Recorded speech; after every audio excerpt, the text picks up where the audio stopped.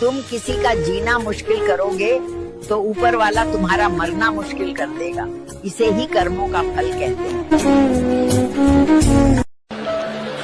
कौन पुरसाने हाल है मेरा, जिंदा रहना कमाल है मेरा। क्या कहने क्या तू नहीं तो तेरा ख्याल सही,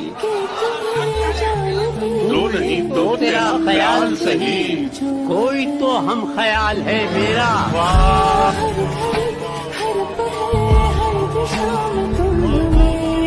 दुनिया में सबसे बड़ी गलतफहमी पता है क्या है? किसी को अपना मानना और उस पर अपना हक जताना, जबकि वही इंसान आपको बार बार फालतू होने का एहसास दिलाता है। जो अपना नहीं उस पर हक क्या जताना, और जो तकलीफ ना समझे उसे दर्द क्या बताना।